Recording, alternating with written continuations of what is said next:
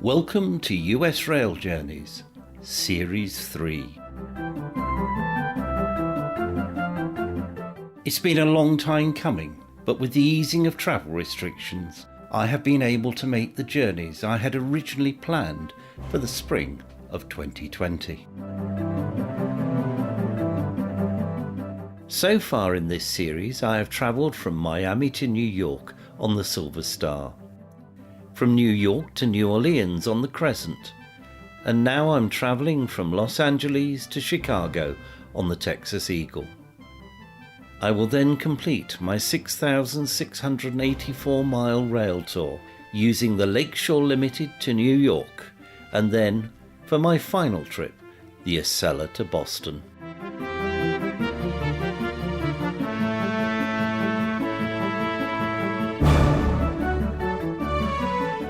Episode 30, where we travel the 260 miles between Walnut Ridge and Alton in Illinois. Our journey takes us through the night and into the next morning.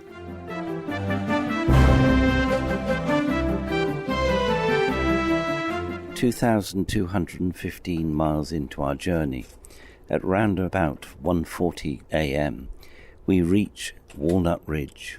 This restored 1920 Italianate Mediterranean-style station now serves the local area Chamber of Commerce and is a tourist centre as well as the Amtrak passenger stop. I suspect I shall be sound asleep when we're there. A stretch of nightclubs along Highway 67 called the Rock and Roll Highway played host to such musical greats as Johnny Cash, Elvis Presley, Roy Orbison, Jerry Lee Lewis and Conway Twitty in the 1950s. Walnut Ridge Station has been listed on the National Register of Historic Places since 1992. The Missouri Pacific Railroad ended the crack Texas Eagle on April the 30th, 1971, the day before Amtrak took over passenger services. In March 1974, Amtrak's Inter-American was extended from Fort Worth to St. Louis, restoring passenger services to the Missouri Pacific Railroad's main line. On September the 15th, 1974, stops were added at the former Missouri Pacific stations in Walnut Ridge and Newport. The Inter-American was replaced by the Eagle in 1981. That was renamed the Texas Eagle in 1988. Nearly 2,900 Amtrak passengers used the station in 2019.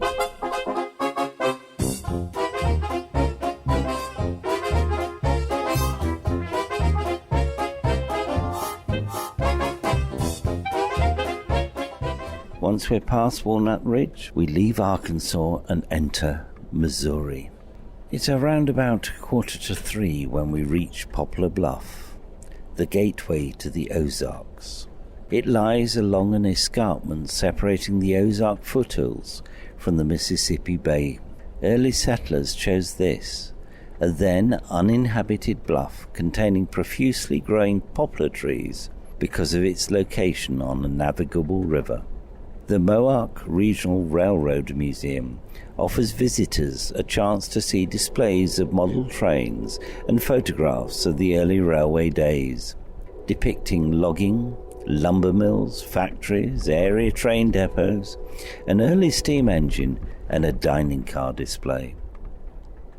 For a number of years, the town was home away from home for train crews staying in the hotels and boarding houses that once lined the streets. Poplar Bluff Station was built in 1910 by the St. Louis, Iron Mountain and Southern Railway. When the railway was bought by the Missouri Pacific Railroad in 1917, the station was renamed the Missouri Pacific Depot.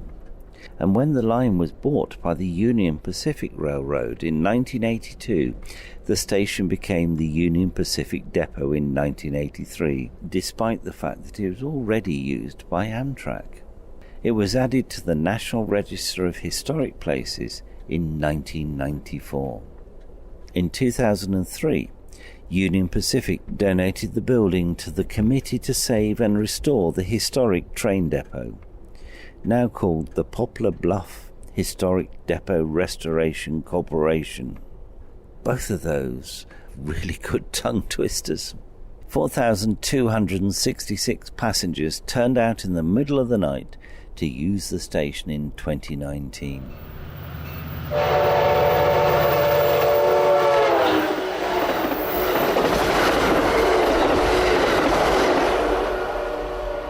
We move on to Arcadia, arriving a little after 4:15 in the morning.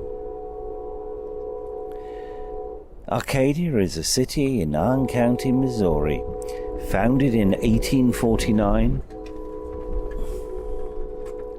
and with a population of 618 in the 2020 census. Passenger services in the Arcadia Valley were once served by the St. Louis, Iron Mountain and Southern Railway, with a northbound railway station in Arcadia and a southbound railway station in Alton. A new station called Arcadia Alton was built in 1941 to consolidate the stations in both towns. Passenger services ceased in 1965 and the station is occupied by the Arcadia Valley Chamber of Commerce and the Alton County Historical Society. In 2012, Amtrak, MoDOT, Union Pacific and the local community worked to build a new station. Ground was broken in April 2016 and the station was completed in October of the same year. Regular passenger services commenced on November the 20th, 2016. Passenger numbers reached 1,144 in 2019.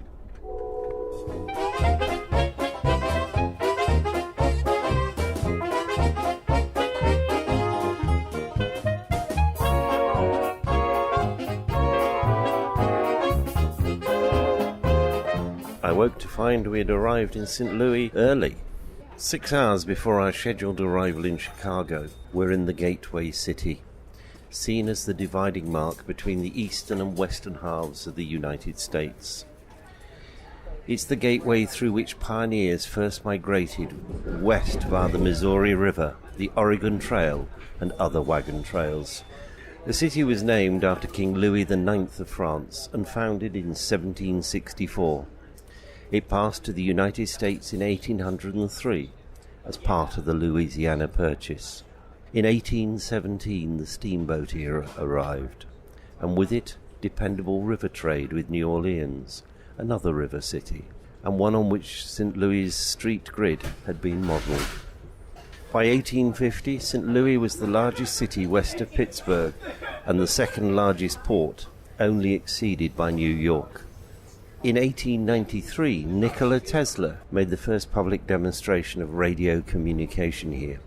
In 1904, the city hosted the World's Fair to commemorate the Louisiana Purchase and hosted the first Olympics held in an English-speaking country.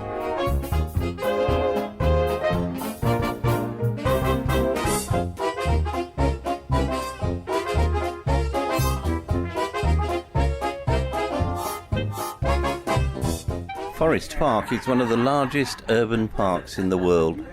It's 500 acres, bigger than Central Park. There's also the Missouri Botanical Garden, one of the world's leading botanical research centers. The Jefferson National Expansion Memorial is the centerpiece of the Gateway Arch and commemorates westward growth between 1803 and 1890. The Cathedral Basilica of St. Louis is decorated with the largest mosaic collection in the world. Singer and guitarist Chuck Berry was a native of the town, whilst Ike and Tina Turner and the jazz innovator Miles Davis began their careers there. It's the headquarters of many businesses, including Anheuser-Busch, Federated Department Stores, the Ever Ready Battery Company, and Enterprise Rent-A-Car.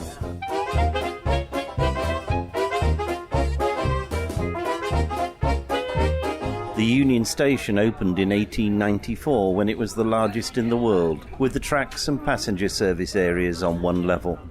Traffic peaked at 100,000 a day in the 1940s. The last Amtrak train left the station in 1978, as there was no longer enough trains serving St. Louis to justify the use of such a large station. Amtrak moved to a modular structure. Intended for temporary use, this station, an Amshack, remained in service for 26 years, long past the end of its useful life. On December the 20th, 2004, Amtrak then moved into a 4,000 square foot masonry and steel interim structure. The building now houses Amtrak operating and mechanical crews.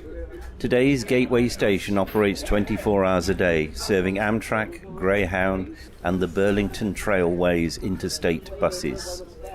It is Missouri's largest railway station and is one block east of the original St. Louis Union Station. Gateway Station cost $31.4 million to build and opened on November the 19th, 2008. Its design has won several awards, and over 354,300 passengers used the station in 2019.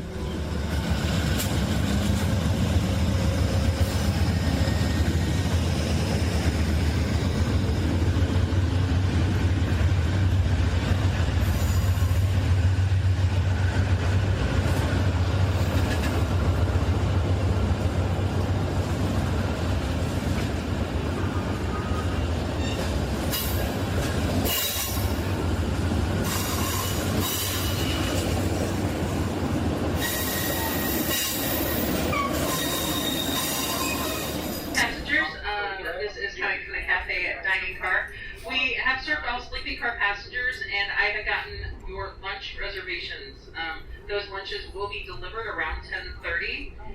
Some of you said you didn't want lunch service. If you do, you need to let us know before 10 o'clock. Otherwise, that time is cut off for lunch service for sleeping car passengers. Once again, if you wanted lunch and you said you didn't, you need to let Emery, your sleeping car attendant, know, or come to the dining car and let us know you want to add a lunch. That cutoff time is 10 o'clock. I need to put those orders in the oven. Coach passengers, cafe car is now open to everyone on the train.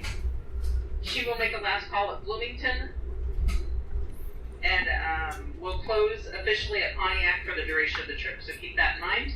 Once again, cafe car is now open and serving towards the front of the train. Good morning.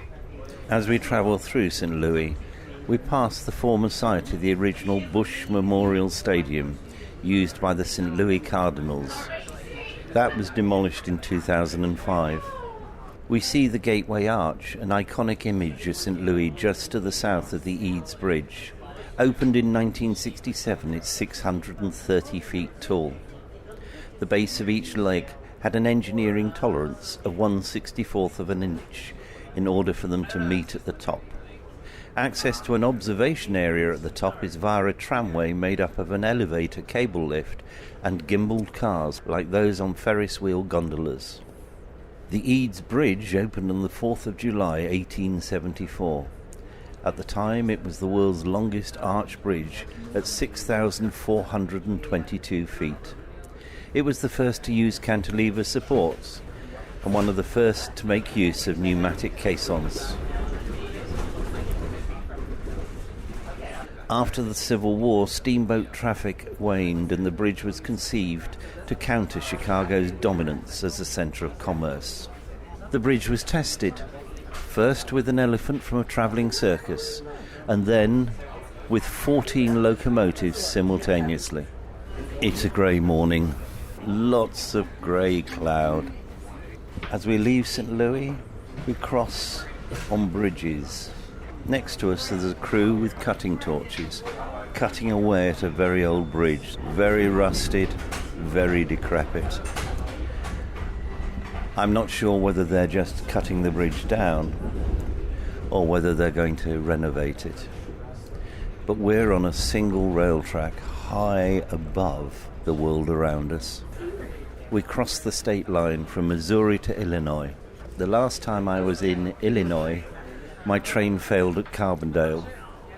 You can find out more about that adventure in Series 2 of US Rail Journeys.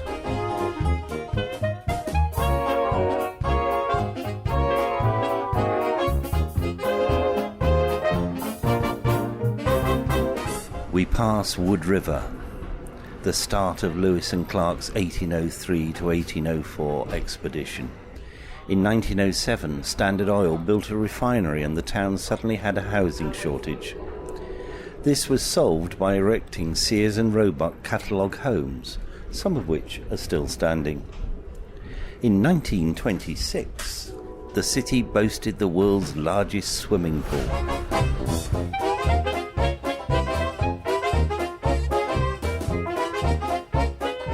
We slow, on schedule. Nearly 2,500 miles into our journey, we reach Alton. This isn't the Alton at the end of the railway line that I live near to in England, but the one in Illinois. It's located at the confluence of the Illinois, Mississippi and Missouri rivers. It developed as a river town with a passenger ferry service operated by Rufus Easton, who named the town after his son. In 1837, an abolitionist printer was murdered by a pro-slavery mob. As a result, the 13th Amendment to the Constitution was drafted in Alton. The world's tallest man, Robert Wadlow, was born here in 1918. At the time of his death, aged 22, he was 8 feet 11 inches in height and weighed 35 stone. Some 40,000 people attended his funeral, and 12 pallbearers carried his half-ton coffin. Alton Station is one of 3 Amtrak stations in the St. Louis metropolitan area. The Alton Regional Multimodal Transportation Centre opened on September the 13th, 2017. The station accommodates intercity passenger rail, local and regional buses, taxis and cyclists.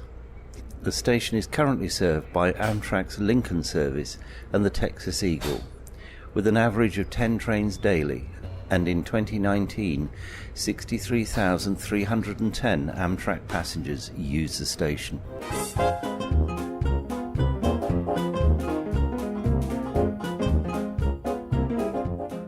We're now passing through the local communities and big farms of the Illinois area. The corn is green, no sign yet of any harvest. The train moving at speed, past grain silos, past large barns, and field upon field, thousands upon thousands of acres of crops growing towards the harvest, I would imagine in a month to a month and a half's time. All right, ladies and gentlemen, our last station stop was Alton. In about 30 minutes, we should be arriving at our next intermediate station stop of Garlandville. 30 minutes, Garlandville.